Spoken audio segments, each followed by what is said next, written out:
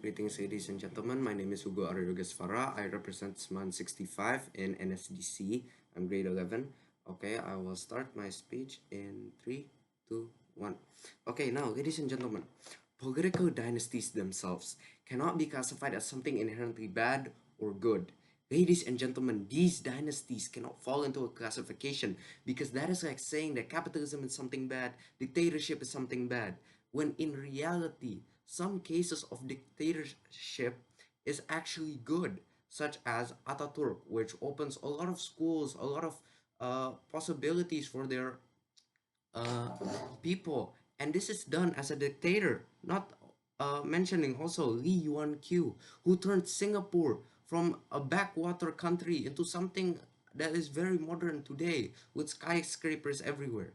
Ladies and gentlemen, the possibility of a political dynasty turning bad does exist, but there's also the possibility of it turning well. Ladies and gentlemen, my stance here is that I disagree with the motion because whether a political dynasty becomes something that's good or bad depends on the action and decisions of the individuals in said dynasty. Ladies and gentlemen, my goal here is simple. I am proving that political dynasties themselves doesn't necessarily bring more harm than good.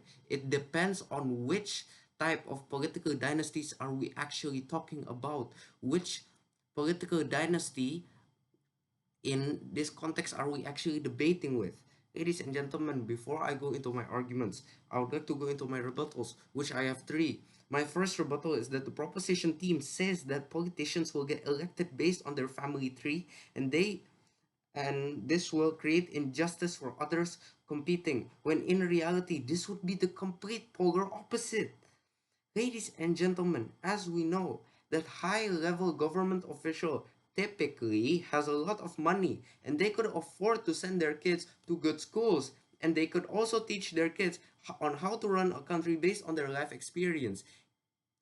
Now, ladies and gentlemen, these privileges doesn't automatically guarantee someone a high position because, ladies and gentlemen, people's vote matters.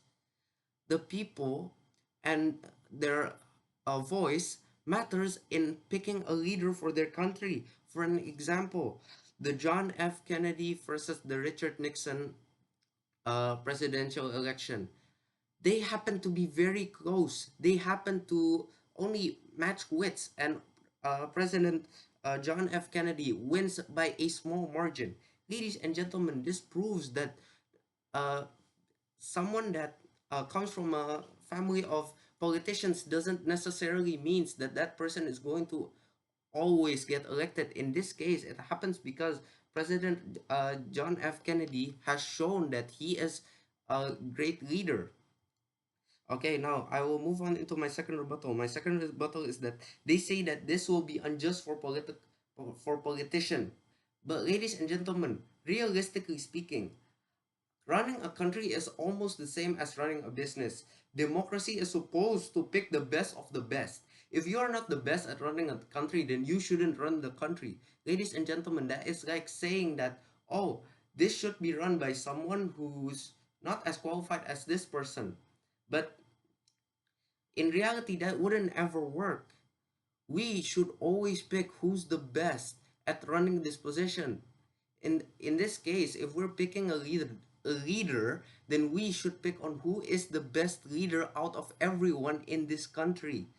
Ladies and gentlemen, picking some random person, I mean some random politician, just because they decided to run for elections and they get chosen based on the fact that, oh, it is to be fair, then it does not make sense at all. Okay, now I'll get into my third rebuttal. They say that control is ripped out of our hands when in reality it is false.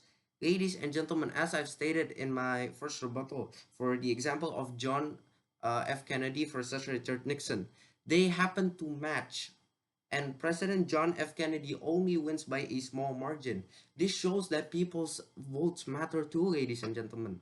This shows that someone does not automatically win just because they come from a political dynasty. Now, I will get into my arguments now. I have one argument with a sub argument. My one argument is that familial experience, or experience that is dropped down or teach it by the parents to their children. Now, the apple doesn't really fall too far from the tree. A person typically learns from their parents, and the same thing happens here.